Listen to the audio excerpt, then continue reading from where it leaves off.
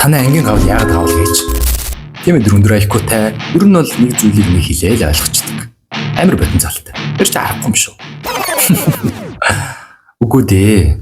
Монголын ангийн гавлуудын холбооноос нууцлсан 3 сур харга барилыг яг тоолцъя.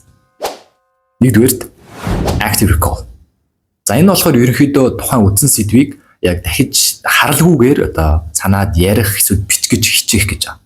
Тэр таад харсан уу? Цаа чи нэх олон юм ингээд нэг дор бичээл ингээд давтаж хараа суугаад байхгүй хэвчтэй. Тэгтэл таад яасан? Давтаал нэг дор ингээд эргэж хараал. Наа чин бол passive recall. Ер нь бол нэлээ үрдүн муутай арга. Хоёрдугаарт spaced repetition.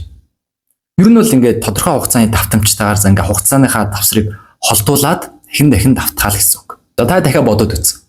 Ангийн гавлууд хизээл нэг шалгалтын юм сандраал ингээд хэдэн хоног бэлдээл ингээд орж исэн.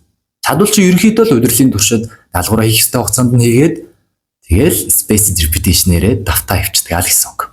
Гэтэл таад яасан? Нэг дор давтаад ангийнхаа баг гэрийнхаа даалгаврыг хичээл дээр хийчихэл тэгэл гэртээ очиж юу ч хийхгүй байж байгаа л ирээл мартцсан.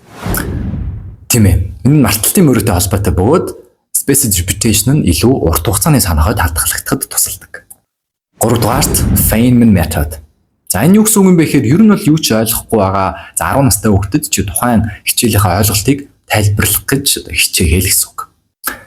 За тэгэхээр ангийн гавлаас хүүхдүүд очиод юм асуудаг тийм үү? Тэгэхээр энэ дэр Feynman метод явж байгааз ер нь бол ойлгоогүй гаруудад тайлбарлаж өгнө.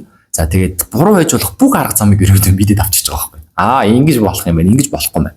За тэгээд түүнээс гадна өөрийнхөө яг сураагүй байсан сэдвийг хүнд тайлбарлаж өгч явах явцдаа олж мэдээд дахиад сураа явчихдаг гэсэн үг. Цаадуулч ер нь юм штэ. Ер нь амиа гарууд тэгээд хол явах юмдөө урт хугацаанд гүйцэгдэнэ угаасан.